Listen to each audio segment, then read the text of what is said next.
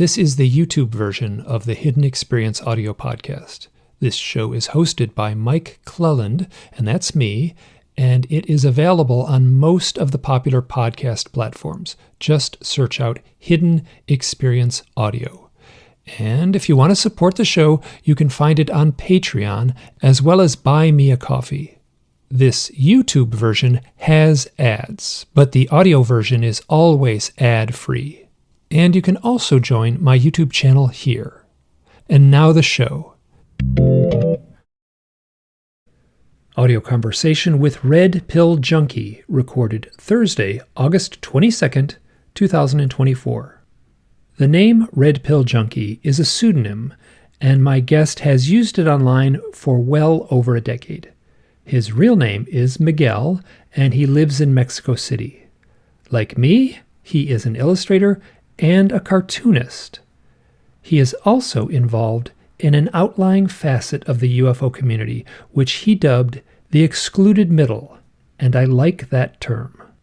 Miguel was recently involved with a remarkable project. He illustrated a set of tarot cards where the major arcana were represented by characters from UFO history. This project is at the heart of our conversation. We talk about creativity and the role of the artist, and how synchronicity weaves its way through this elusive process. And for Patreon members, there is also a Patreon Extra where we will continue our conversation. Presently, the cards are not available online. I mean, like, you can't just go to Amazon, click a button, and order them. The cards have been printed in the highest possible quality, and Greg, the ringleader at the hub of all this, is taking orders from a single email address. And that email address is ufologytarot@gmail.com. That is ufologytarot, all one word, @gmail.com. Greg has been manning this email address and taking orders and then shipping them off. I spoke to him before recording this intro here to get the lowdown, and he warned me that he is a bit behind on getting the orders out. And I understood that because I am way more than a bit behind in following up with the email messages that I have been receiving, the ones with owl stories. Now, there are some extras in the show notes. I will be repeating this at the very end so you can get it there too. But in the show notes, I did a wonderful interview with Miguel back in 2020 on The Unseen, a show hosted on Whitley Strieber's Unknown Country site. And I have included a link to a video presentation he did for Ryan Sprague's ANOMACON, and that is an online conference from last year. That video is highly recommended. As far as getting to see the cards, actually see them, which you might want to do as you are listening, there is an excellent link to a lot of these images on the Daily Grail, with high-quality reproductions for your viewing pleasure. And this can be found at the Daily Grail, and, like the last few things I've listed here, you can find those links in the show notes, and I encourage you to dig into each and every one of them. And now, my friend and comrade, Red Pill Junkie, also known as Miguel. Please enjoy. Miguel, I want to thank you so much for saying yes to this interview. It means a lot to me. Thank you, Mike. It's always a pleasure to have the opportunity to chat with you. I've said it many times that you are one of my favorite people in this wacky world of UFOs and the paranormal. Oh, and right back at you. Right back at you. And you played such a big role for me when I was coming forward with my own direct experiences when I was working on my initial blog, Hidden Experience, and the initial podcast that was started back around 2009. So your role in my life, wow, was it you kept me on the straight and narrow when I was doing that podcast. Excuse me. And now for this show here, this conversation, I want to focus on the creative process. And this has to do with your role as the illustrator for a very ambitious project, which is the Ufology Tarot.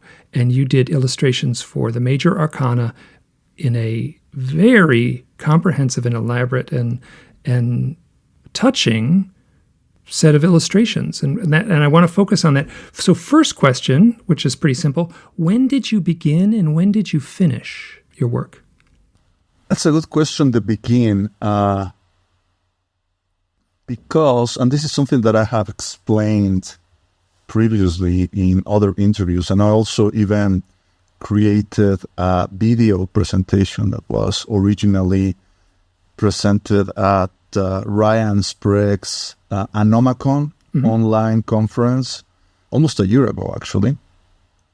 So basically, the whole thing started even as a consequence of that UFOs reframing the debate anthology that you and I participated in, if you remember. Sure. Because of that, Greg wanted to remain in touch with some of the people who were part of that anthology, namely Joshua Cochin, Susan Demeter. I don't know, I think David Metcalf was not part of the anthology, but Greg invited him in this little kind of like a UFO study group that he wanted to create, because he is of the idea, and I happen to agree with him, that UFOs are better studied within small collaborative groups instead of the large MUFON-like organizations that end up being more preoccupied with, I don't know, hierarchical systems and budgets and trying to remain afloat and trying to have PR departments instead of actually going and studying the damn things in the sky, right? So we wanted to have this little group, which aside from, being friends and discussing things inside and outside the UFO field, he wanted to undertake little experiments. One of those experiments was something that was called, I don't remember the name. So these cards, oblique theory cards, I think we call them, which were based on the cards that were made by David Byrne. Brian Eno, sorry. Yeah.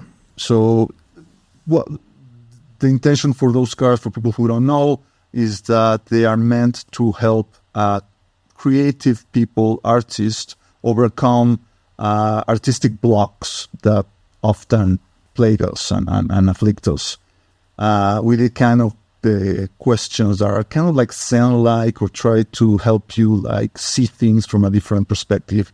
And this is a thing that Greg was very interested in trying to do, but focused on the UFO phenomenon. So trying to, one of the questions was, imagine 5 different theories about UFOs that you don't agree with, or something like that. Or trying to see things from a different perspective, things like that. And we created that project, and then we were trying to see if we could find other projects to get involved in. We participated in something called the Exquisite Corpse experiment, which is something that goes back to the times of the surrealists, right, in the 1950s and the 1960s. I think André Breton was the guy who invented the idea of someone starting a little poem with a phrase, and then you pick up that phrase and you add to it, and then someone else goes and adds something to that. And we were trying to do those experiments, but we were really not getting anywhere.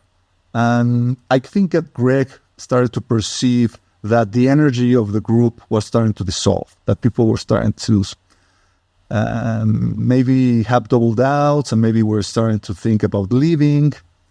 And then that's when he brought up this idea that he had been toying with for years and years, I don't even know how many, about having a tarot deck, but instead of the typical icons or avatars, he wanted to use people in the UFO field instead. And everybody was like, right on, right? What a great idea. But of course, after that initial, wow, let's do that, came the particulars of, okay, who's going to actually go and draw all of these cards? And everybody started to look at Miguel like, because Miguel is the artist in the group, right? Oh, I know the feeling. I know what that's like more than you know. Yeah. To have all eyes turn on me at certain times. Keep going. Yeah. Yeah. The pressure group. And well, you're the artist and you're so great. And I was like, I don't know if I can do this. And I was actually honest. I didn't know if I actually had the chops to do it. And I told the group, okay, I'm going to do one card as a proof of point, that's an experiment. And if it is absolutely horrible, find someone else or drop the whole thing. They said, fine. And the first card, obviously, was the magician. And everybody knew that the magician had to be none other than Jacques Vallée, because, of course, right? So I don't even know how many months it took me to actually make that first card. No, probably 2 months or whatever, because I was doing it on my quote unquote free time. Sure. Right. Aside, like Saturday morning, you have nothing else to do. Okay. Pick up your tablet. And I was using a tablet, a Samsung. Oh, here, let me just ask, I want to ask a technical question. Yeah. What was the tablet and what application were you using? Because I'm doing digital art now too, which is still new for me, even though I've been doing it for a few years now. Right. I was using a Samsung Galaxy Android-based tablet, which obviously never is going to be as good as an iPad. But the upside is that they are considerably cheaper. And the nice thing about Samsung is that with these models, they come with the stylus. So you don't have to worry about going and buy a separate stylus. So I was using that, and I was using an application developed initially by Autodesk called Sketchbook, which again, nowhere near as good as Procreate. Procreate, I don't think even existed back then, but it was pre-installed. It was fairly simple to use, and for the purposes, it was adequate. So we started to use that, and using, starting to create the card. And the process that it entails is that, aside from, putting the face of Jacques in the card, what we wanted to do is we wanted to seed the card, as it were, with all this rich tapestry of symbolism that surrounds Jacques Vallée's professional work and even part of his personal life.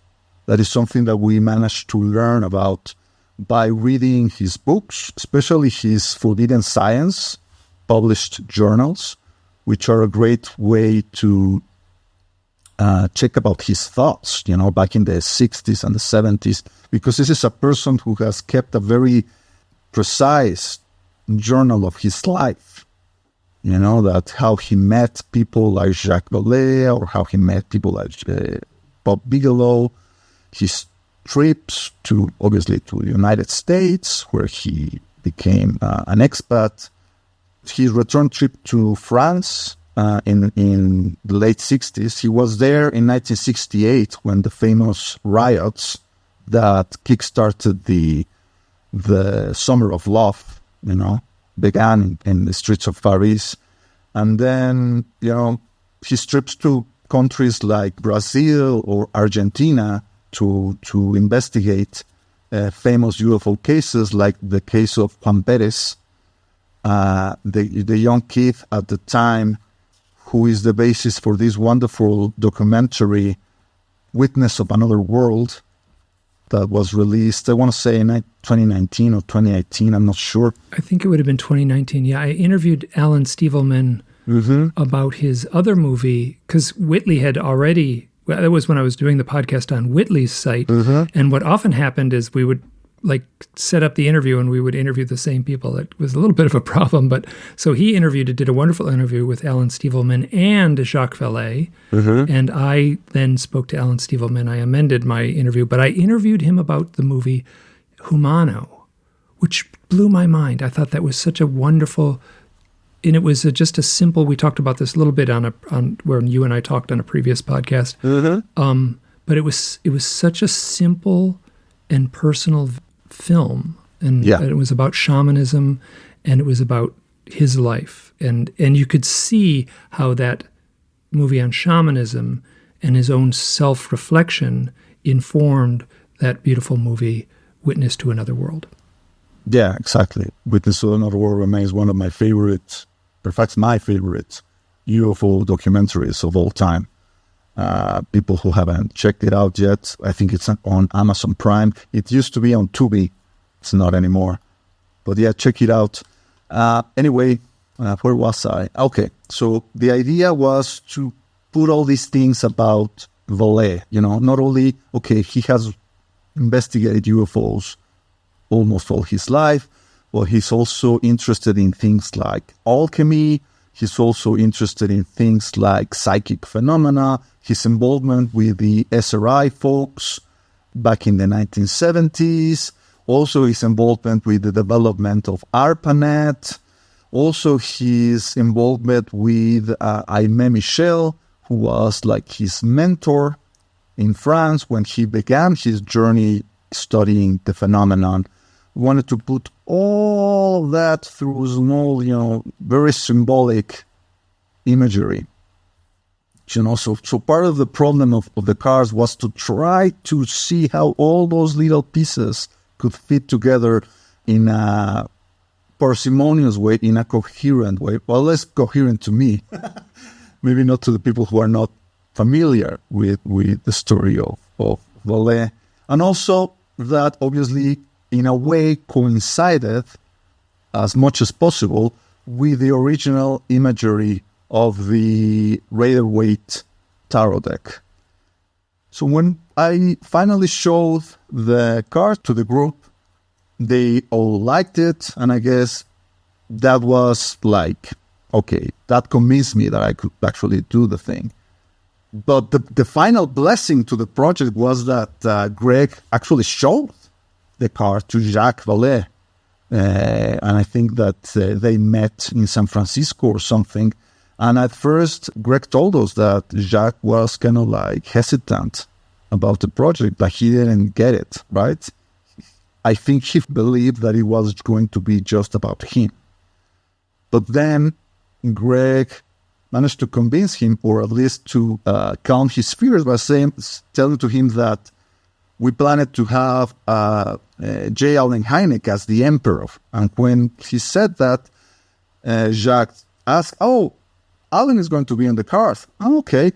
So that's when Greg actually showed him the initial drawing of the card. I think that Greg printed what I had done.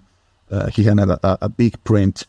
And Greg told us that Jacques spent like several minutes completely silent, just watching the card and kind of like smiling and nodding.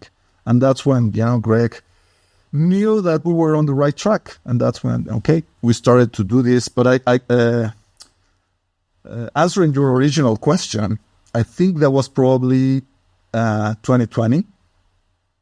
And then between the first card that I drew and the second one, which was the Emperor, which that was decided it was going to be Hynek, it took another like 6 months or so. Oh, I know what that feels like. So then I told the guys, I think it was by the second or the third one, a third image. Probably by the second one, I told the guys, I mean, if you're expecting me to do this on my off hours, during my free time, it's going to take decades for me to finish the whole deck. I mean, it's not going to happen. Oh, here, let me interrupt. Were you originally going to do I think it's 77 cards in a classic tarot deck? Yeah, well, that was the idea. Obviously, first, we were going to start with the major arcana because we thought it was going to be the easier ones to decipher or to resolve about who is going to be in each card and why, and what kind of imagery to use, etc., etc. But yeah, originally it was going to be the whole shebang, the whole enchilada, as we say here in Mexico. But then, I put my foot down and say, guys, no can do, no se puede. It's like here in Mexico. And then we tried to find solutions. Greg Bishops, originally suggested, okay, why don't I pay you for the making of the cards? Whatever it takes, and that way you won't be able to just do just a few hours a week, commit a few hours a week to the project. I didn't like the idea for a number of reasons, and one of those reasons was that I wasn't totally convinced that people outside of our group would get the project, I thought that it was too much of an inside baseball joke between us. How clever we are, that we're using ufology in such a way, making this tarot. Are we going to put all these people in the cards? And maybe to the rest of people is going to be like, huh? What? But then Greg and the rest of the group started to show the work or the idea to people outside of our group, and people were reacting very favorably. I think I showed this, I don't know if I showed this to you initially, I think I showed this to John L. Tenney first. Who I know, also from Michigan, and also bald. Yeah, and also Michael M. Hughes, who is also he's an expert on tarot. And we showed him what I had of the cards, which at the time were probably 3 or 4 cards. And they were very enthusiastic about it. And then we said, okay, what we can do is we can do some kind of Kickstarter campaign, a crowdsourcing campaign that will be able to finance not only my time devoted to making the cards, but also ultimately printing the cards, publishing a coffee table kind of book that we wanted to do in order to explain the ideas behind the cards. Not only explain it from the point of view tarot, but also explain it from the point of view of UFO history. Like why it is important that Jacques Vallée is a magician, why it is important that someone like John Keel is the hermit, and all that. So then it was decided that I needed to accomplish at least 5 cards as a proof of concept to show in the campaign. So I ended up doing the magician, like I said, the hermit. I think that from there I went to the lovers. Very easy to decide who will be, And who was it? Betty and Barney Hill. I knew that, but I just wanted to ask And I was like, obviously, I was going to be. And then I guess I went from that to strength. That was a more difficult card to decide. Many ideas were considered, and at one point, someone chose Androphil as the woman that is kind of like closing the mouths of the lion in the card. And then out of as a joke, Greg suggested that maybe the lion should be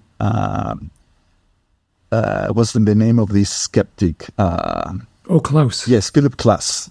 Philip Klass, yes. Philip Klass, but dressed as the scurvy lion of the Wizard of Oz. It's kind of like a joke. And from then, I ended up doing also, which one? I think that the last card that I made at the beginning to launch the campaign was The Fool with Whitley Strieber. And also, that's interesting because Whitley actually chose that card for him. Greg and Whitley are close. They see each other from time to time in Los Angeles. And Greg mentioned to him the project, and once again, Whitley was very enthusiastic, and Greg told him, okay, so who will you want to be on the cards? Because we knew that Whitley Strieber needed to be on this deck, obviously. I think that at first he chose the Hanged Man, but Greg said, no, I think that's not right. And Whitley said, okay, then the Fool then. And Will said, yeah, perfect. The Fool works in very, very nicely because for people who are not that familiar with the significance of the Fool in the tarot deck, the Fool represents someone at the beginning of their journey toward knowledge, toward enlightenment. We are all fools at the beginning because we are without knowledge, but the Fool embarks nevertheless on this quest for knowledge with hope and with determination. And I feel that really captures the essence of Whitley Strieber's message, particularly in the first books about his experiences that he published, Communion and Transformation. This idea that Whitley has maintained this level of uncertainty about what he calls the visitors, what they are, where they come from, what is their purpose here, what they want with us. This is something that he, in the books, wanted to reiterate that he didn't know the answers, that he wasn't convinced about the theories that were handled by the so-called experts in the field. The people who are so certain that they know everything about UFOs, And that level of uncertainty is something that I have always appreciated in Whitley Strieber's, books, his message, because it feels honest. It feels that whatever the hell has happened to him, that he has tried to be at least as truthful in trying to retell it to the rest of the world as he possibly can. Unlike other people who are just trying to, go with a narrative that is more digestible and more easy to consume by the masses in the field. Like, oh yeah, UFOs are this, and they are obviously coming from other planets, and this is like some kind of like contact with another civilization, yada, yada, yada. So that's the thing that I wanted to show in the Fool. And getting back to the cards, you see that in the original card, you have the Fool is accompanied by a small dog. And we knew that Whitley had cats when he was having these experiences in New York in the 1980s. So I said, okay, I'm going to draw him with his cats. And we actually had to find actual photos of the kind of cats he had. I think one of them, I'm not that familiar with cat breeds, but... One was a Siamese and one was a black cat, yeah. Exactly. So I wanted to try to draw them as accurately as possible. And I also, for the sake of accuracy, I wanted to portray Whitley with a kind of like attire that he used back in New York in the 1980s when he was a renowned horror author. He used this kind of like, almost like old style hats and this type of clothes that almost like from some kind of like a film noir 1940s black and white movie. Yeah, like he had a fedora in his vest and everything. Sure, yeah. Mm-hmm, mm-hmm.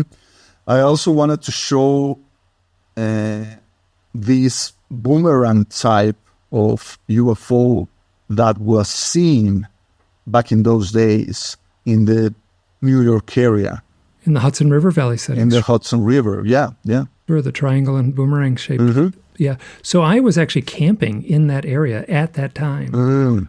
And I figured it out later. I actually found the location of his home, and I was about like sleeping outside on many weekends over the summer. and I was about 1.25 miles from his home. Wow. I have some funny stories about that, but they don't really, they're kind of paranormal light rather than paranormal heavy. So, but Right. So that location is something I'm very familiar with. Yeah. And it's funny because I've seen pictures of I've never seen his cabin close up, but you obviously were looking at real life pictures of his cabin, because there's the cabin and there's this particular window on the second floor that is seen in some photographs, and you captured that. Yeah. So, and then there, like a few things, there's a moth, which obviously represents his late wife, Anne. Mm-hmm.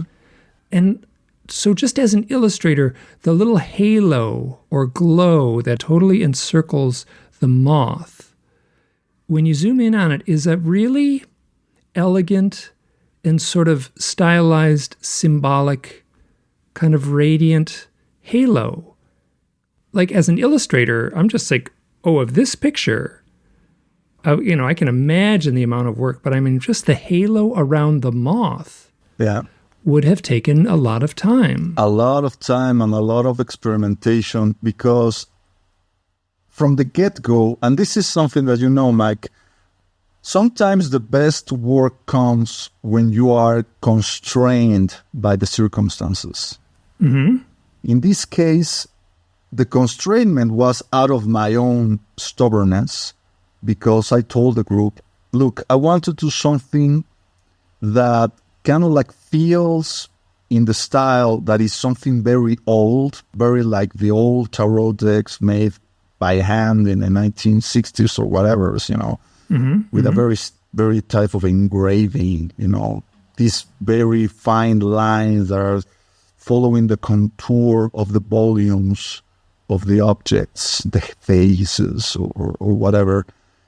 And I also wanted to do something that felt modern in some regards, using things like almost like pop art style of halftones. Sure. Which are these patterns made out of little circular dots, or sometimes there are lines, which is used in comic book illustrations and the like. So I wanted to combine that, and I also told them from the get-go, I want to do this with a very limited palette of colors. In fact, at first I wanted to do everything in black and white or grayscale, almost like a Japanese manga illustration. And I told them, maybe for a few important elements within the card, I want to use a red color that is going to be very striking and is going to show to the viewer that that element is something important. A few things like, a key, or, for example, in the Emperor card with J.L. Hynek, he has this glowing egg-like orb in one of his hands. And if you look closely, within the orb, there is this red symbol, which is actually the symbol associated with the famous Socorro close encounter that Hynek investigated in 1964. So those things, and I was very stubborn about that because I had made some research and I had found that the tarot decks that I liked the most were the ones who had a very limited palette of colors. They felt refined, they felt timeless and stylish. And just after I initially showed them the first prototype of the card with the magician, David Metcalf suggested that instead of using just the grayscale and the color red, that I also used another color, which is the color blue. And I felt at first that it wasn't, at first obviously I was hesitant, I was rejecting the notion. But then it grew on me, the idea, and then I made experiments and I realized that he was right. And the blue and the red made a really nice contrast visually within the cards. But once again, getting back to the question, this constraint of colors and elements made the trying to find little tricks to create effects within the cards, like, the halo or things like. I could have used some kind of like gradient type of effect if I had decided to use a more dynamic palette of colors. But I didn't want to do that. All the colors had to be like 100% saturated. You know what I mean? Everything opaque. Exactly, yeah. And the blue is mostly like a pale, kind of grayish, muted blue, and the red is hot cherry red. Yeah, hot cherry red from the beginning. So that's why I decided to make those halos or those details with very, very, very thin lines, which ended up creating some troubles initially, because with the first proofs of the cards that Greg ordered to print, with the company that we initially had chosen for the campaign, when they sent us back the examples, they looked terrible. All those little details were not captured, and I was totally distraught. I was so beside myself that I was really thinking about quitting, because all that trouble and all that, my idea of what I wanted to see in the cards was not present. But then, fortunately, Greg managed to find another company. Wasn't even a company that was, they weren't like professional card printers, it was just a regular printing company. But nevertheless, they actually managed to attain that level of quality in the cards that I was looking for. So that really helped me to regain my confidence in order to go and do these things that I wanted to do, which I actually wanted to force the people who bought the cards to go and buy magnifying lens in order to actually see all the little things that I put there, that are almost imperceptible. And obviously a few things at the scale of the cards, which, the cards, they are not really that big. They are 4 inches in length. Some of those things are lost, but within the coffee table book and the big prints, we actually printed the cards on an 11 by 17 inch format. All those details are present. And by the way, in order for me to retain that level of quality, in the files, in the original digital artwork, I made the card like, 6 times as big as what the final scale will be once they were printed. Oh, yeah. I know just what you're talking about. And especially there's nothing worse when you're working on digital illustration, when you zoom in on something and you're dealing with the blur or the pixels themselves. Yes. You want every little detail to feel like it's the ink coming right off the pen. Exactly. So those were the challenges, but I don't know, I'm the kind of person who loves to lose himself with technical difficulties. Once I know what direction I'm heading, Mike, once I have established the big problems of the creative decisions, like, okay, the composition and what goes where, and once I know, okay, this is what I need to do, this is where I need to put this, and here I go, I'm very happy, because that's when I can actually experience that creative flow state that many artists have experienced, that just losing myself in making those details, in drawing those little lines, and spending hours and hours and hours and hours. And you realize, okay, I spent a whole day just doing a thing that is going to be like 1/8 of an inch once it's finally printed, but I don't care, because it needed to be. Yeah. Let's explore that a little bit, because I refer to that as no time. Yeah. like that feeling where time doesn't exist. And that's like a state that a meditator would want to find, or that's like Michael Jordan when he was like playing, basketball at the height of his powers, called it the zone. Right, the zone. And there's this magic point when you can just get lost. And I had a sketchbook, and I used to be really diligent. I used to carry a sketchbook around all the time. I don't do that anymore, and I really should. And I don't really miss it, and I don't want to feel like an obligation. But just the sketchbook alone, I could get into no time. Just drawing, the spoon and the coffee cup on the table at the diner. Right. I could just get lost in that moment, and that is, that's the value of the creative process for me. Mm-hmm. It's not really the end product. Oftentimes the end product can be really wonderful. Right. But it's the act, that no time, that's part of that. And also, I actually made some notes about this. We can touch on it a little more later. But you were working on the tarot deck at the same time that I was working on my novel. And I was essentially doing the same thing, where I would rework and rework and rework a sentence or a paragraph or a couple paragraphs.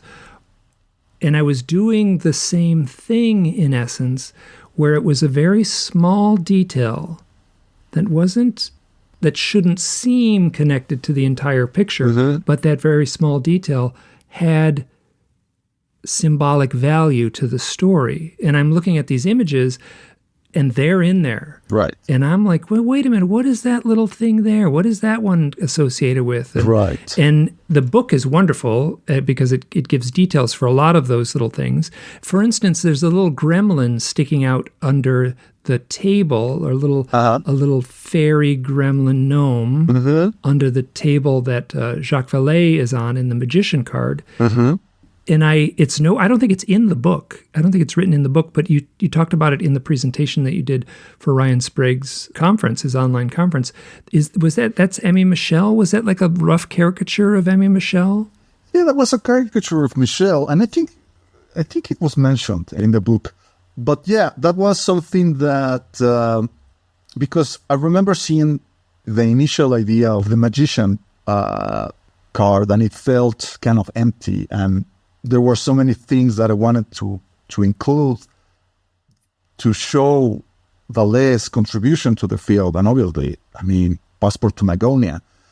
One of the ways that I wanted to show that was not only with the floating vessel that is above him, that is actually like showing these rays of light that are falling almost in like a triangular manner over him. And as an artist, by the way, I'm fascinated by the concept of rays of beams of light coming out of a UFO. That it's almost like religious iconography, right? Like the illumination from on high that to me speaks about, the mystery. Exactly, yeah. Maybe almost like a download of information. I don't know. But aside of that little ship that I put there, that is an obvious reference to the medieval legends about the land of Magonia, which was this aerial kingdom where all these wizards came from, and then they would come from time to time to wreak havoc on the crops of the peasants and destroy it with hailstorms and whatever. I also obviously wanted to make a reference to the idea that, there seems to be a very strong correlation between modern accounts of alien encounters and the fairy lore, right? So I decided to put that little like imp with the face of Michelle.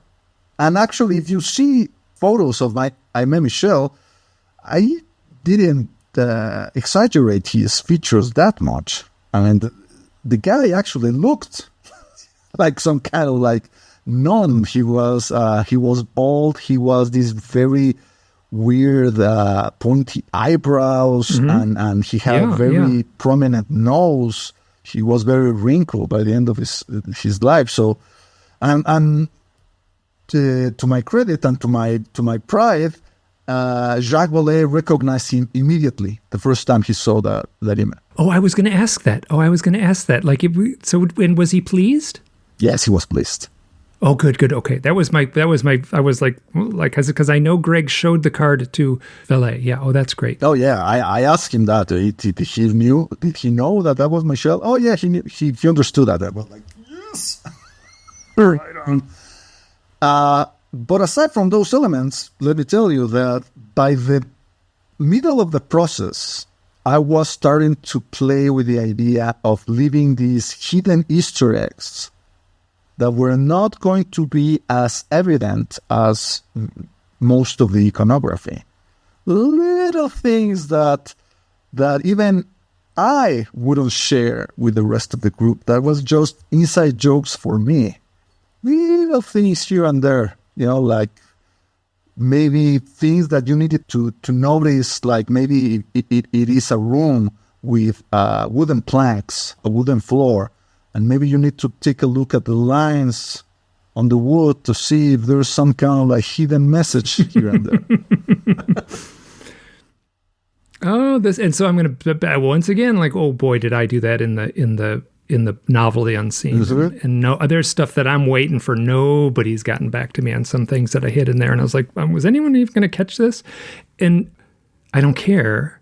Like, I feel like it will be absorbed subconsciously. Exactly. And that's actually more fun to me rather than make it overt. Yeah. Yeah. From the get-go, we knew that we wanted to make something following the oblique theory ideas that Greg and the others have used, to try to, if not explain the UFO phenomena, at least like come in terms with it. Like this dream logic quality of UFO encounters that you, Mike, have researched with your owl stories and all that. This is the way that the phenomenon communicates, which is why we knew that we also needed to use some kind of an oblique, highly symbolic, highly charged way of tell these stories. Because it's almost like a story. And actually, there were a couple of cards within the deck that were kind of like chained together or linked in some way that almost they were a sequential narrative from the strength card in which we first show Philip Glass to the devil card, that shows card as Glass as the devil. There were a few cards that were connected together in a very oblique way, telling a kind of like a story. And this is something that at first we weren't conscious about. It was only after Susan Demeter pointed it out in one of our numerous Skype Sunday sessions that we had when we were discussing the cards. We were kind of come to terms with the elaboration of the cards, that we realized, oh, this is happening. And, we were very pleased with that quote-unquote accidental result. Mm-hmm. And those kind of accidental things seem to be part of the creative process, especially a team group creative process. Yeah. Yeah. Hey, just go ahead and list really clearly. Let's just spell out every person who was involved in that. Sure. So the team consisted of Greg Bishop, who was the originator of the idea, myself, the illustrator, Joshua Cutchin, Susan Demeter, and David Metcalf.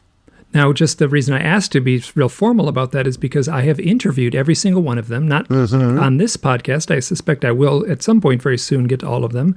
Again, all of them are a wealth of knowledge. So I resonate very strongly with that crew, right? So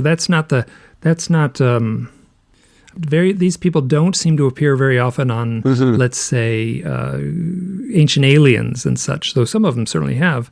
And but like that, there's some gray hair in that crew. And so Yeah. they're not, it's not like it's not like punk rock, let's say, but it is. Yeah, we're not the young guns, definitely. Yeah, exactly. But it is I'm just trying to figure out, like, how would you describe that vibe that all of these people have? I would include myself to some small degree in that same vibe. For sure. We are the excluded middle. I mean, I think there's hardly a better way to describe the disposition and the attitude of the people involved in the project. The idea of, like, we're not interested in the mainstream narratives, pro or con, to the UFO question. The people who are certain that these are visitors from space, they are so obsessed with the particulars of the current disclosure movement. And the other people at the other end of the spectrum are the skeptics and debunkers who think this is all just nonsense. So to us, obviously, there is a UFO reality. And the question of whether there is an outside intelligence behind it is something that sometimes we agree on that, or sometimes we don't. But we certainly think that what's going on is stranger than what those narratives are trying to promote. And at the same time, we are also very aware that the human component of the experience is very prominent. This has been often overlooked by the people pro or con. But we think that, coming back to Greg's ideas of co-creation, that the human witness and also the human researcher, I would argue, are a very important part of how the UFO phenomenon manifests and propagates, or maybe it viralizes itself within our culture. Hey, I'm looking at one card in particular here. I have the book, which you sent me as a PDF. Mm-hmm. And thank you for that. I was really impressed. I have the book right here as a, your listeners will not be able to see it, but I have the book here. Oh, it's bigger than I thought. Oh, that's great. Okay, that's beautiful. Okay, good. Yeah. Good. That was my fear, that it would be tiny, and it's a nice big book. No. Yeah, okay. Good. And then, so I just want to talk about one card in particular, because I knew two of the people involved, and they're both gone now. And that would be the Chariot, which features like an old Western stagecoach. Mm-hmm. And driving the stagecoach is one dressed in black, one dressed in white, Mm-hmm. or with a white hat and a black hat, let me say Mm-hmm. that. One is Bud Hopkins with the black hat, Mm-hmm. and the other is Leo Sprinkle with his white hat. And Leo Sprinkle used to sign his emails, and he didn't use email. He signed his paper letters. I have a file full of these paper letters he would send out, and he would sign them "Love and Light, Leo." Mm-hmm.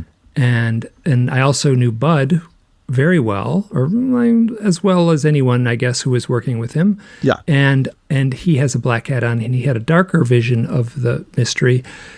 And then in the center between them, like basically on the higher little bench of the stagecoach, is Dr. John Mack dressed as Lawrence of Arabia, T.E. Lawrence. And that was because he wrote that the book that defined him in many ways Mm-hmm. to the research community. I guess not, let's say to the publishing community, because he won a Pulitzer Prize for that book. And I can't even remember when that came out. I think in the 1970s. 1977, I want to say. Okay.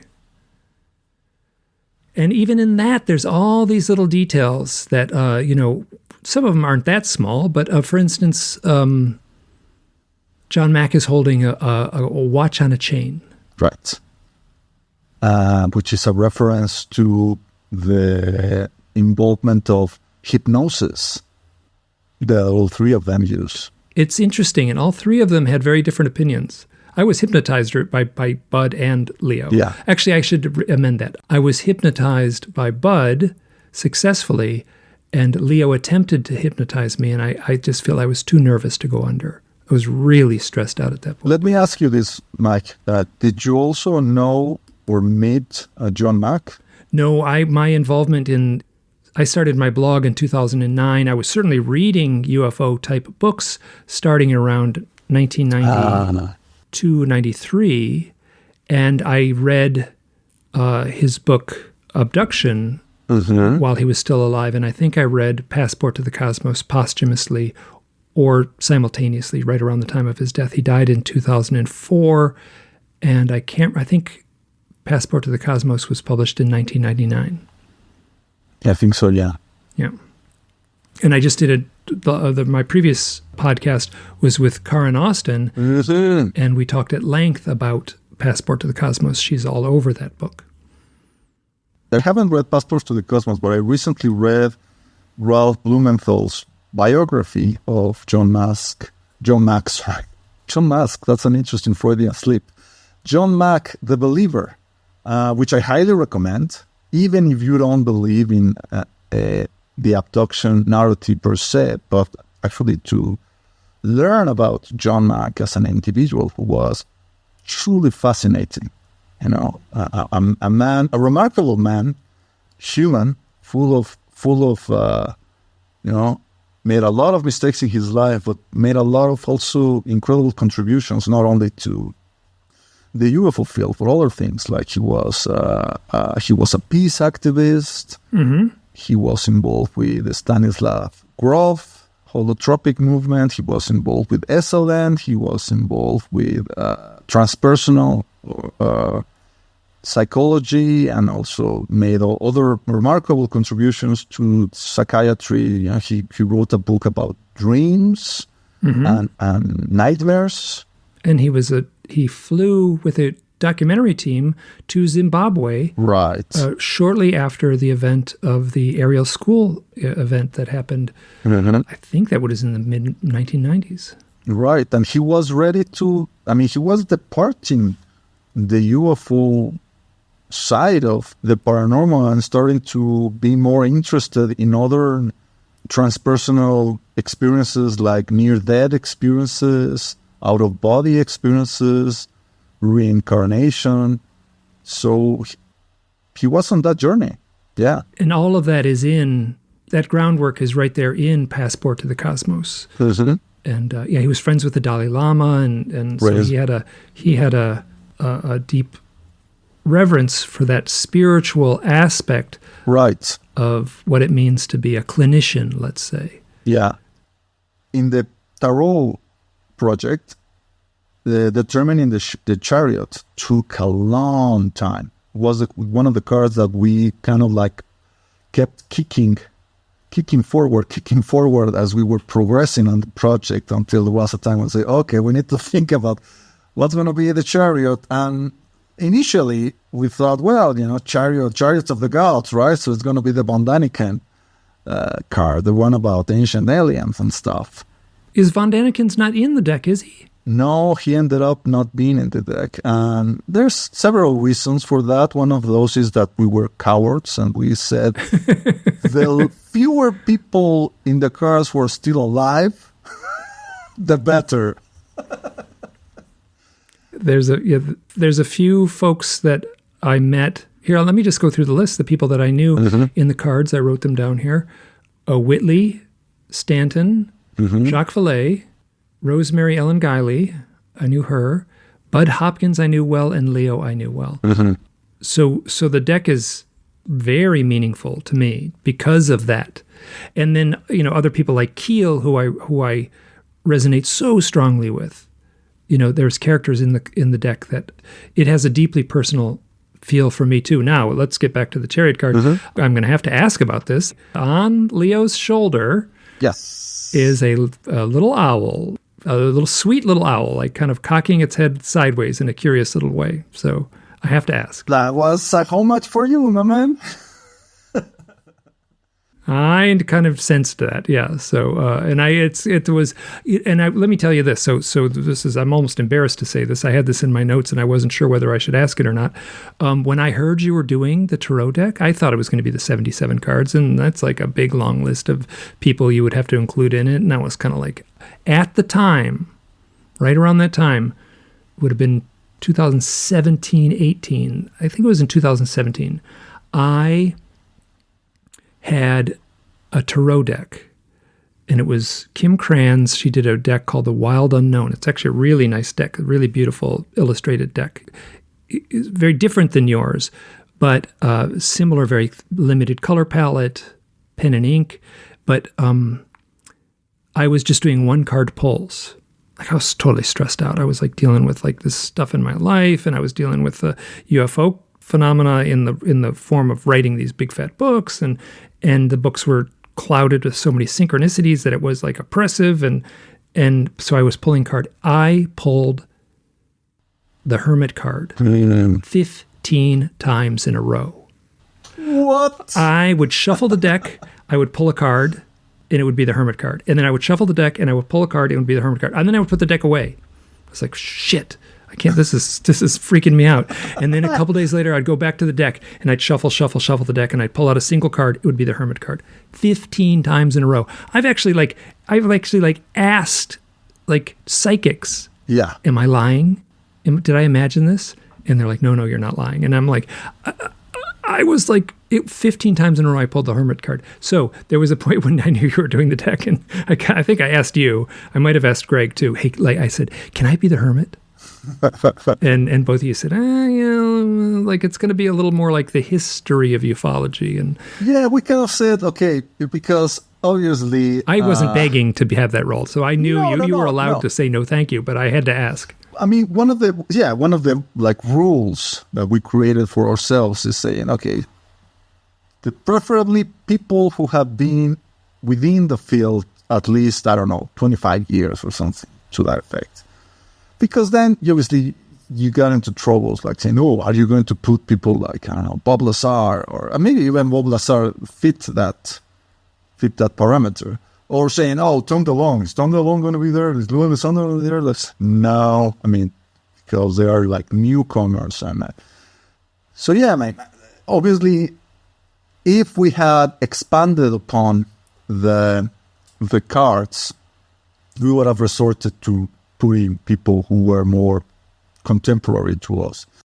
And by the way, in one of the cards, Judgment, we were toying with the idea of of putting McTonis in there, as a kind of like not really explaining who he was. Because for people who know the card originally, you see that there is this like angel, like almost like trumpeting, like the Judgment Day, and you have the dead rising from the tombs.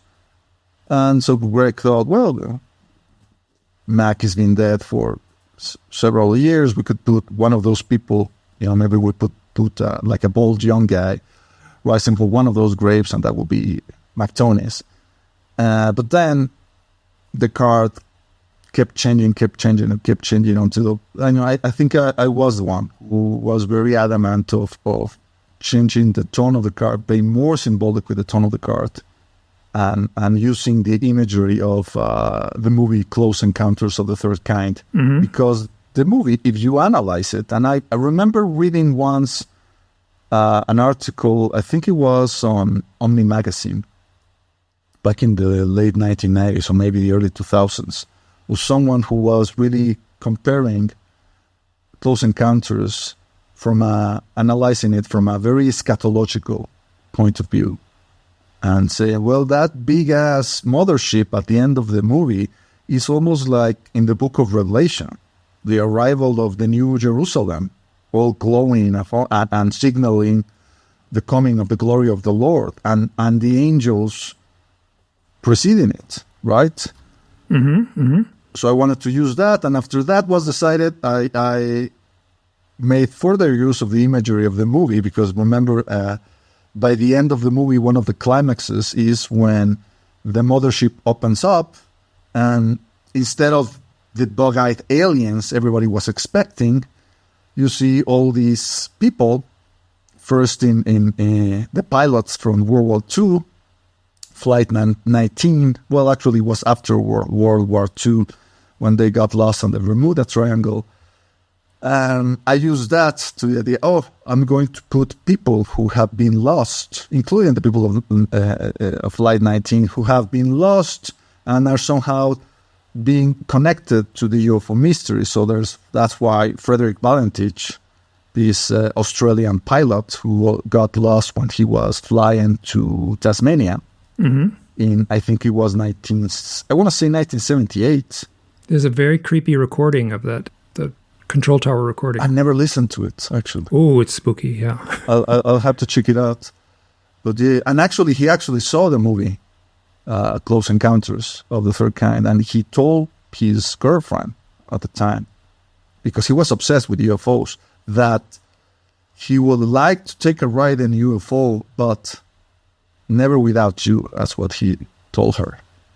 And that never without you is something that Micah Hanks actually used to write a little nice song that he once recorded.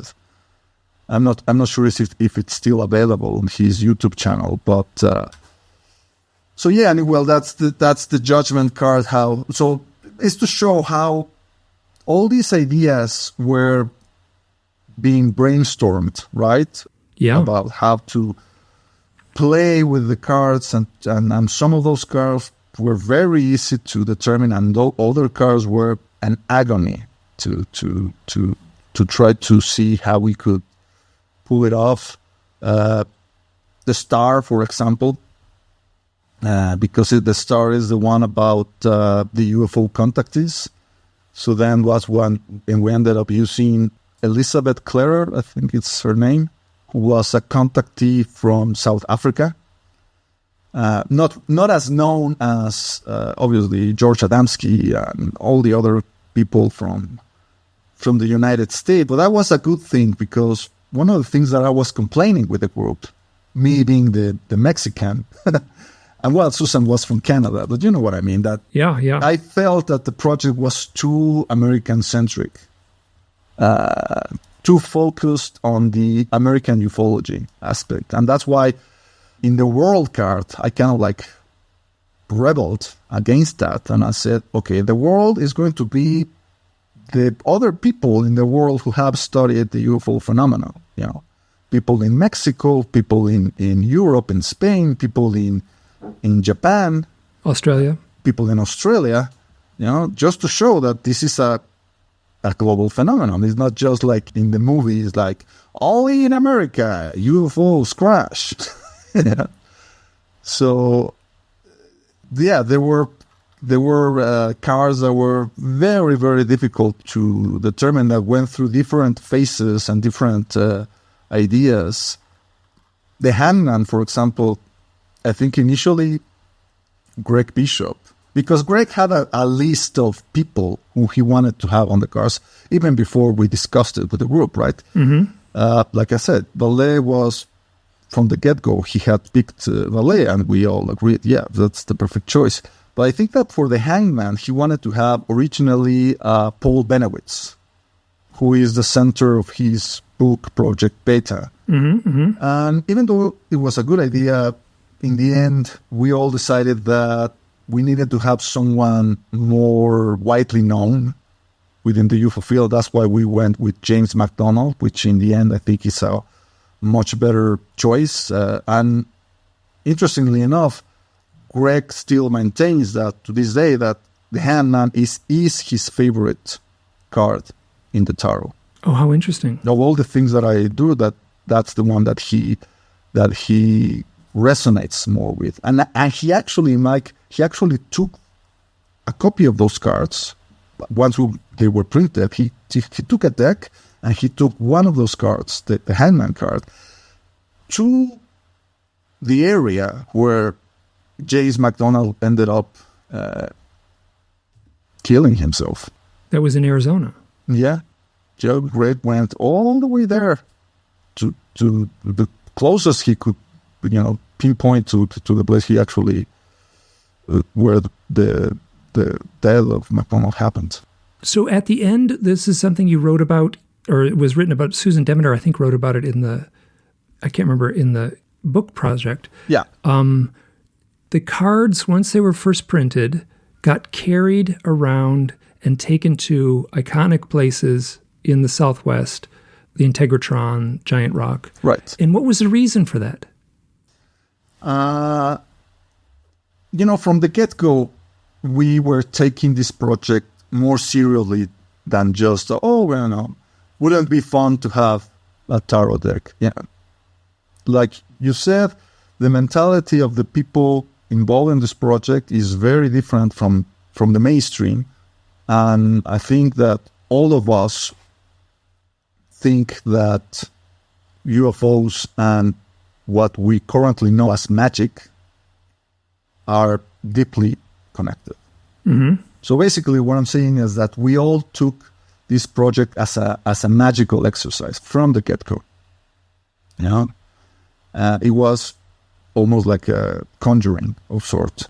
So Greg thought that in order to charge the cards, as it were, we needed to take them to those charged locations in UFO history. He almost joked about it and said, I'm taking them. It's almost like taking school children so they can learn and they can pick up stuff and learn their origins. So Greg took the cards to, he went to Point Pleasant. Oh, he went all the way. Oh, wow. Oh, that's right. Yeah, there is an image. Yeah, you're right. There's a photo of Greg holding the card by the Silver Bridge. Because I'm looking it up here right now. Or where were the rebuilt Silver Bridge? Yeah. The rebuilt Silver Bridge, right. I'm trying to find it right now. I'm not sure we'll be able to. Yeah, he also took, I'm seeing a photo of his hand holding the magician and the emperor. And he's standing in front of the New Mexico Carl G. Jansky Very Large Array Telescope. So he went he made this almost like a pilgrimage. Here it is, the photo of, so you can see that? Yep. Yes.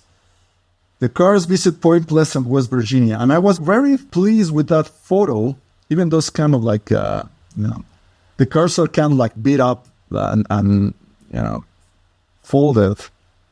But that's almost like the exact same angle that I picked for the image of the hermit. Here, let's talk about the hermit in a second, but I want to get back to a couple of things. I just wrote some notes. Yes. So you did not put Mac Tonys in your deck. No. That you were working on over this period of time. I put Mac Tonys in my book. Yes. In the characters. So both of us were doing this kind of, I don't know if my book was a magical ritual, but I can say that it was generating powerful synchronicities in the writing of the book. So there was magic taking place. I think anytime you go through that no time, which I found I could actually achieve no time, that sense of no time in the creative process while working on the book. That was something I did not expect. I mean, we could spend an hour. We could spend an hour talking about the synchronicities that happened to me and the others while making the cards, Mike. I mean, we're talking about the hermit view, right? With the hermit, was when I noticed the first major synchronicity, because I remember finishing the cards, putting my stylus down next to my tablet and saying, I'm done. This is it. Probably sending a JPEG copy of the image to the group via Facebook. And then I decided to take a walk, to relax myself. And after I returned, then I realized that I had finished the card on the same day that it was the anniversary of the collapse of the Silver Bridge in Point Pleasant, Virginia. And that was something that I hadn't really planned for, that I hadn't really coordinated it in no way, shape, or form, because the process of the elaboration of the cards is that I was just going willy-nilly through each one of them, through the keys of the major arcana, and just picking them according to my fancy, what I want to do next, after I finish with, Also, based on the cards we have already decided, Also, obviously, the easier ones to deduct, the lovers, the hermit, were the ones that were finished first, whereas the rest, the chariot, the wheel, judgment, temperance, were the ones that were finished later. And I also, as a joke for me, death was going to be the very last one of the cards. And that is one of the most striking of the cards. Mm-hmm. And I'm going to just the keel card. I'm looking at the keel card right now. Mm-hmm. That seems to be the only one where purple really plays, where the dot matrix of the blue on top of the red makes a true purple. Right. Yeah. So your illustration style, and you're a cartoonist. I don't know what you'd like, how would you would describe yourself, but you do cartooning, which is something I do. And I really recognize especially the use of the illustrations you're doing on the tablet, just the thick and thin pressure of the pens. Right. You get that fat kind of old style comic book quality. And you use a kind of rough, bleedy, kind of scrubby, broken pen kind of look when you picked that on purpose in a lot of your images. So it feels like it's like you're working on cheap paper with a crappy brush or a crappy pen point nib, which is exactly what I want. Because what happens in the computer process is oftentimes it looks too clean. Too clean. It looks too perfect. It looks too razor sharp, and it loses all its life. So your cartoon work has this light, playful energy. This tarot deck has this symbolic kind of energy where things are very, very tight and very, very clean. And at the same time, symbolic in their energy, the same way that, let's say, a stained glass window is not trying to capture reality. It is trying to capture something symbolically. Do you understand what I'm saying? Yeah. I mean, and I know exactly what you're saying. There were lines in the cards that took 10, 12 times to make and remake because it didn't feel right. It didn't. Or sometimes I will go to one of those walks, return, and see what I had done just an hour before, and conclude that it was absolute crap. Erase and start over. And sometimes that happens. But yeah, it was a very elaborate and trying to be very precise, but at the same time, at some point, trying to be very, lyrical or very loose about it. So there was this constant struggle with the things, and also with those experiments with the half tones. I have already attempted a similar thing with Betty Hill's dress in the lower cards, so I knew these kind of effects actually worked, in which I combined my kind of like grayish blue with my really striking red, and I actually managed to create a purple that closely matches the actual color of the dress that Betty Hill was wearing when they were abducted, or when what happened to them happened. People can see photographs of that dress online, so I used that as a reference. So yeah, those were the kind of things that I wanted to achieve with regards to the Hermit card, because I wanted to create 8 distinct tones to show, to portray Keel's ideas about the super spectrum, about the 8 rays, the 8th tower that he wrote about. Yeah, the eight separate levels, yeah. Exactly. So I knew, they said, God damn it, I need to achieve 8 tones, but I only have, 2 colors, and the grays and the black and the white. What do I do? Well, in the end, I'm happy that it actually... Oh, it's so beautiful. It turned out. It's so beautiful, yeah.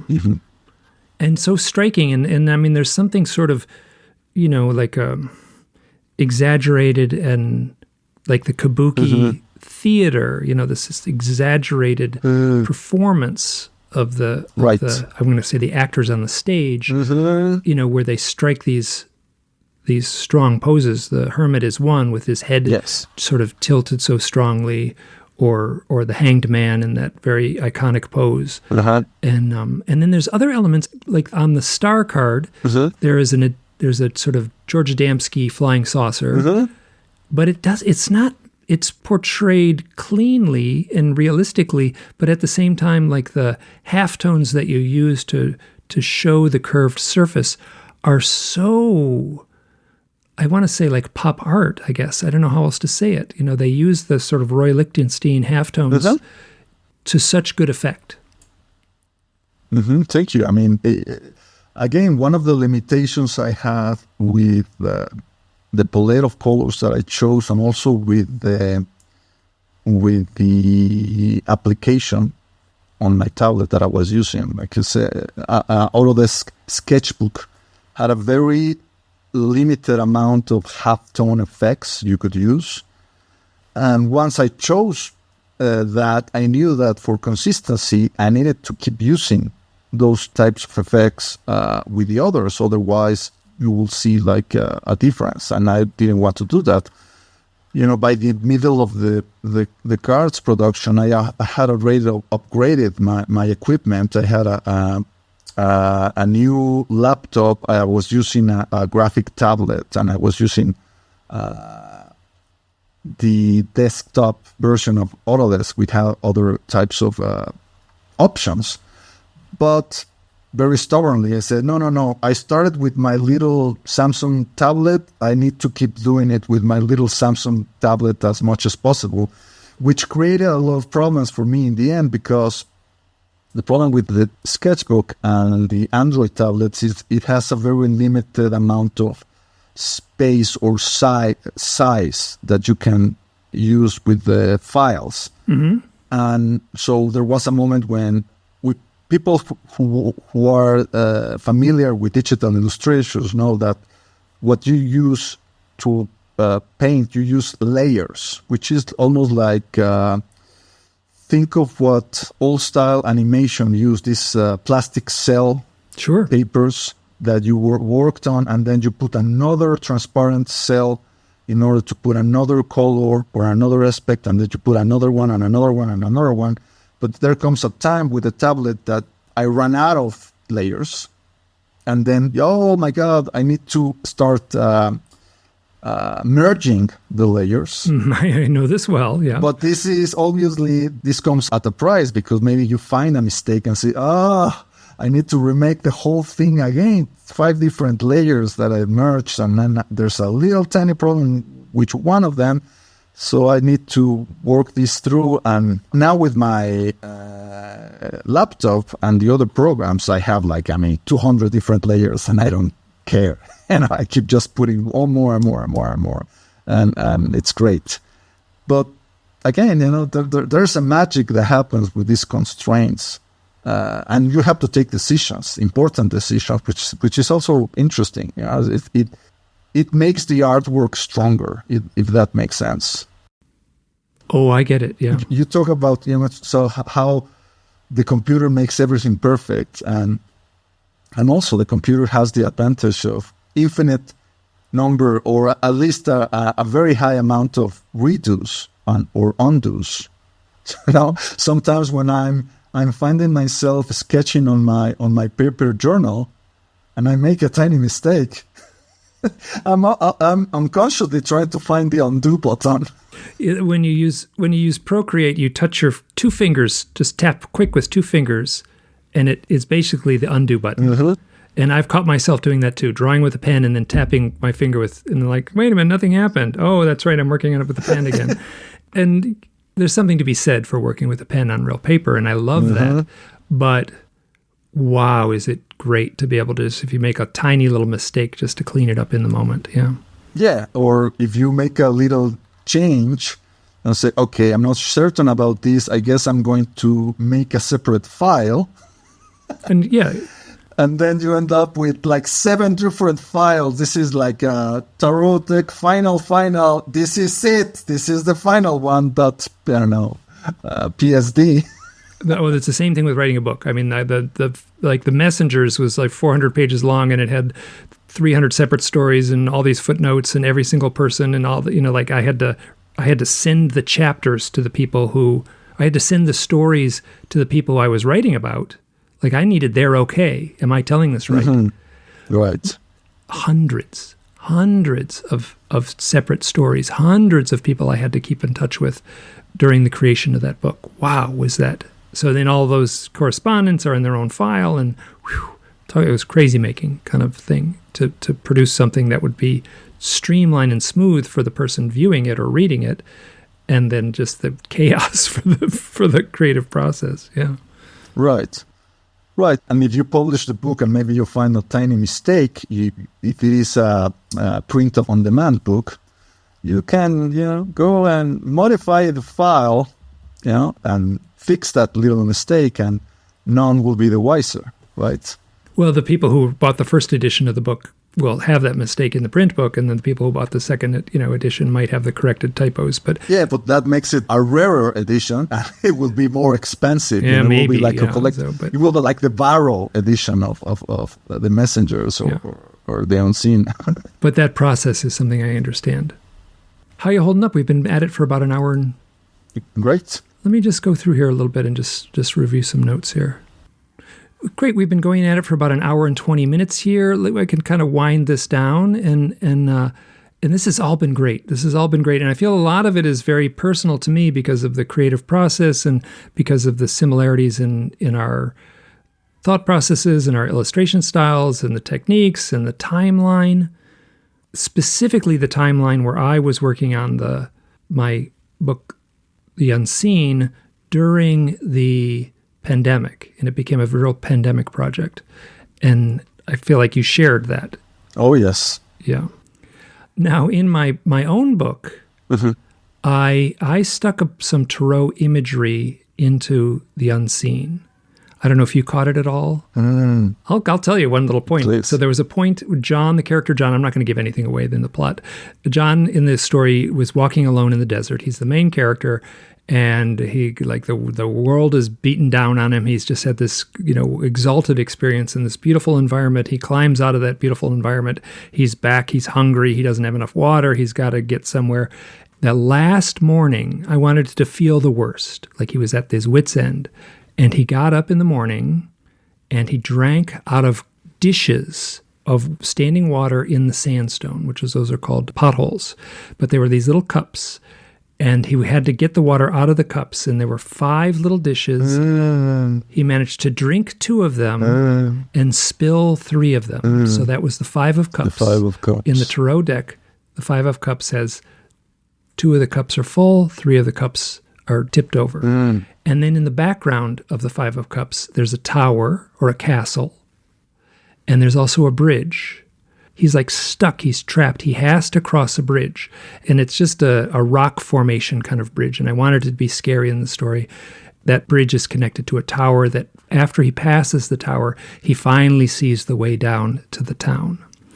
And that was done on purpose. So he was experiencing the meaning of the 5 of cup cards, which I'm not a tarot reader by profession or by nature, but neither am I should say. Like Susan was the tarot expert of the group, and she was the one there. She was instrumental in trying to aside from the imagery, the UFO imagery that we were familiar with more or less, to a certain degree. Obviously, Greg is more of an expert in UFO history than me, and also David Metcalf. David Metcalf, that he's almost like a mentat. He's like a goddamn walking encyclopedia. Yes. Material. It's kind of scary. Yeah. And obviously Josh, he's so knowledgeable in so many aspects. He's like a polymath. But yeah, Susan was the one who kept reminding us about this card. The meaning of the star card is about this, it's about this other stuff, and the other one, is about this other stuff. So try to balance that with the UFO history narrative that was, That's why the project took so long, so many hours of decision, and that's why if we were to do the minor arcana second part of the project, will be also a lot of decision making. Also, okay, what's going to represent cups in a UFO tarot? What's going to represent swords? I had my own ideas about what could be used, and the group agreed with some of them and disagreed with some of them. So it will be also a monumental effort. Try to, and also aside from the fact of choosing, okay, which people should we pick for each card. Yeah. But yeah. Here, let me say one thing. I was really shy about saying this. I'm going to go ahead and say it. Mm-hmm. Today is my birthday. I'm 62 years old.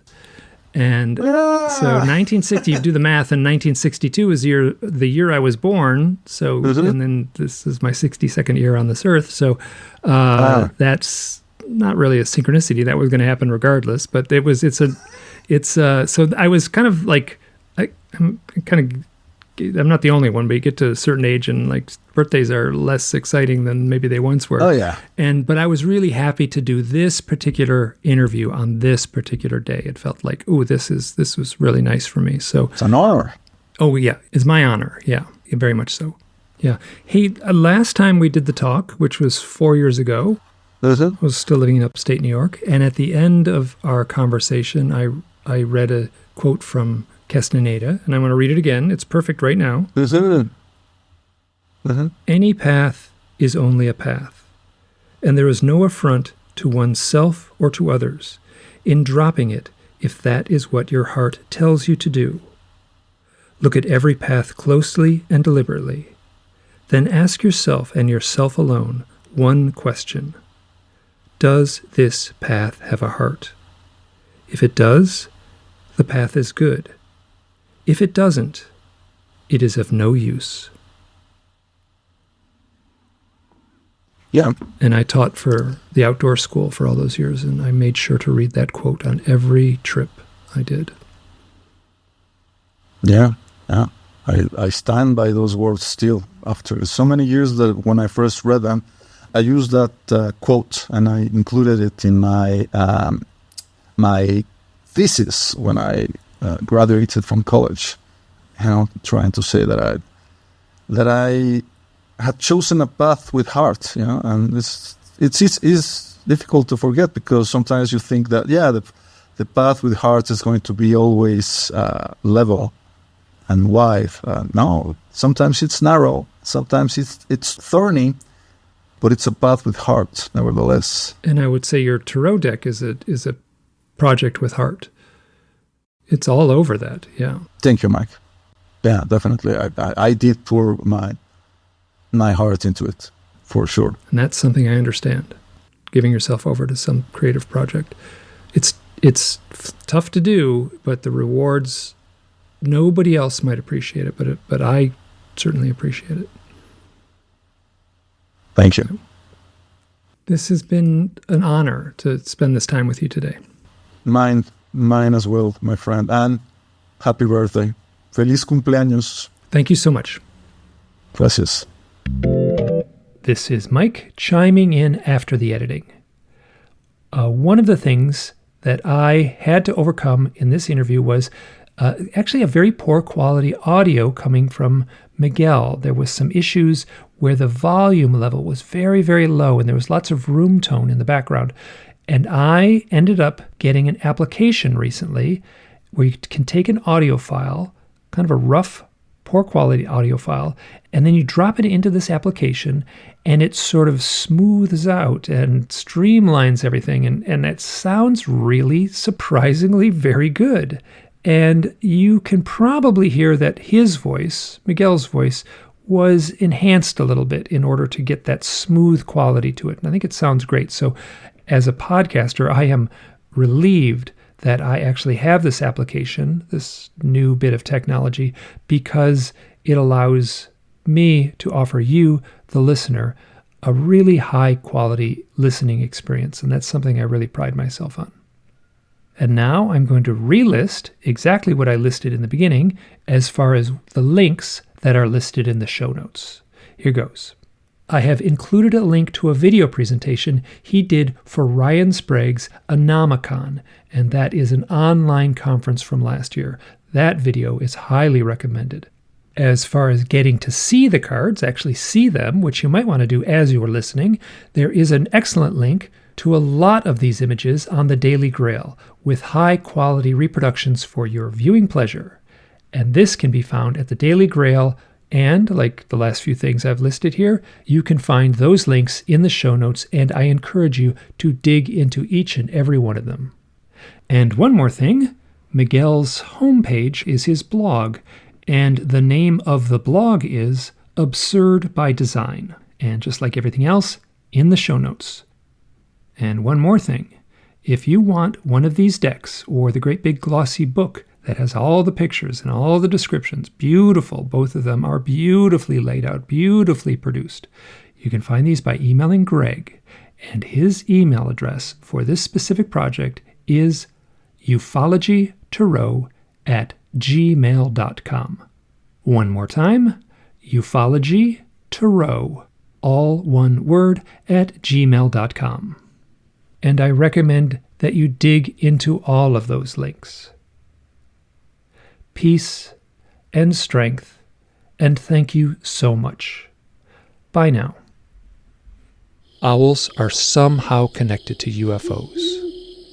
I don't say that lightly. After over a decade of obsessive investigation, I am convinced of this connection. As strange as it may seem, people are seeing owls in the highly charged moments of a UFO sighting, and within the challenging memories of UFO abduction.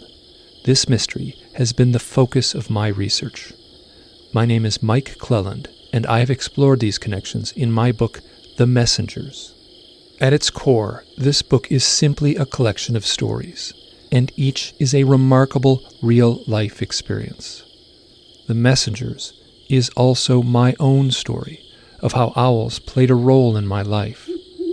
It's an exploration into the deeply personal questions that arose from my own contact experiences. Whitley Strieber said this about The Messengers. It's a wonderful book because it's a book that advances us in consciousness. It advances us. It takes us from where we were before we started reading it to a new place in terms of understanding the close encounter experience. I can name just on the fingers of one hand the number of books that actually do that. The Messengers is the first in a trilogy of books, and each volume explores a deeper aspect of the UFO mystery. Stories from the Messengers, owls, UFOs, and a deeper reality. This is the second in the series, and it tells a series of 19 real-life stories, each with UFOs and owls. The third is Hidden Experience, a memoir of owls, synchronicity, and UFO contact. This is my own story, my emotional journey of coming to terms with very challenging memories and experiences. All my books are available on Amazon in paperback, ebook, and as audiobooks. Hey, this is Mike, and I have been pretty upfront with saying that I will not put advertisements in my podcast. And then I follow that up with, except if it's for my books. So what you just heard was very clearly an advertisement, and it's for my books. And if you have read or listened to any of my books, I would be incredibly grateful if you could take a moment and leave a review or rate it on Amazon. This one simple act, more than anything, truly helps a self-published author like me to get the word out, allowing other readers to discover my work. So let me add a few more things. If you enjoyed this episode and my other episodes, and you would like to support the show, please consider joining me on Patreon. Your contributions will help keep this podcast ad-free, and you always have the option to join my Patreon site as a free member. All my shows will remain free. There are extras for paying members, things like behind-the-scenes updates and an occasional chat with the host. That's me, and you can do that with the other members. But that will be for paying members only. If you like the show, please help spread the word. Share the podcast with your friends, leave a review, or post about it on social media. Your support means so much to me. Bye now.